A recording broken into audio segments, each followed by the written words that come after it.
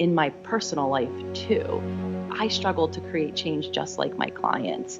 And I came to understand why, after, of course, feeling pretty shameful, pretty broken. I think a lot of us do. I would start to hear from my clients reflections of that disempowerment right back, hopelessness, helplessness, a belief that maybe I can't change. Maybe this future isn't meant for me.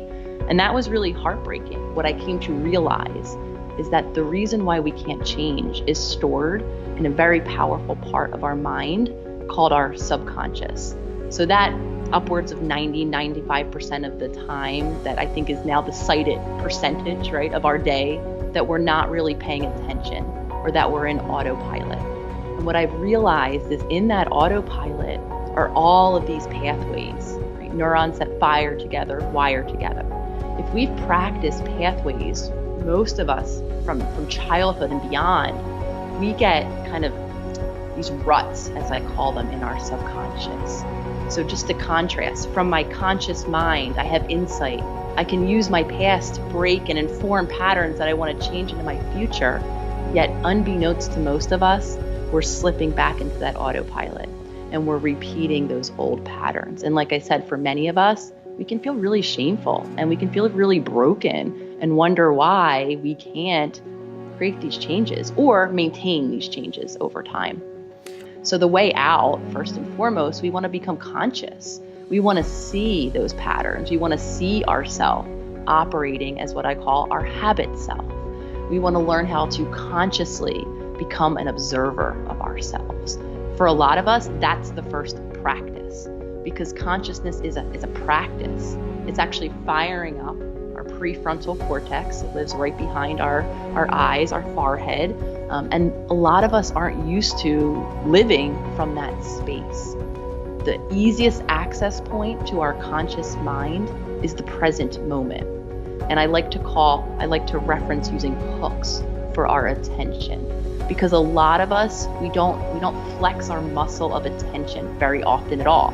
We really do have choice. We get to decide what, whom, or where I'm expending my attention in any given moment. Yet for most of us, we're worrying about our past, we're thinking about our future, we're lost in thought, we're somewhere else. So for our entry into our conscious mind, we can use the present moment through one of two hooks. Our breath, we're always breathing. So if we can learn how to flex that muscle of attention and put our full focus onto the act of our breathing body, we become embodied. Now I'm in my body and I'm present to what's in front of me. And I started to tune into how was I breathing? Just checking in with my natural flow of breath. And I realized that like many people who struggle with anxiety, I had a really shallow chest breath.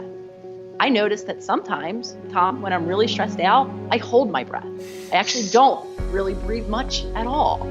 And what I learned is each time I do both of those things, either just breathe really shallowly or I'm holding my breath, I'm actually contributing to my anxiety because I'm keeping my nervous system locked in that fight or flight mode. So I learned a new way to breathe.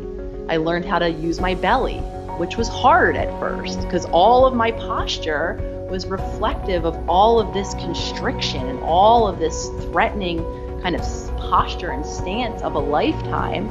Though once I accessed my belly, I learned that I could learn how to teach my body. Another hook we can use is our senses. The senses, what are we seeing? What are we tasting? Can we touch something? Anything that we can do that's senses-based can also be our access point to conscious awareness. The more consciously present we are, the more we have choice. We can begin to create new habits and patterns in this moment.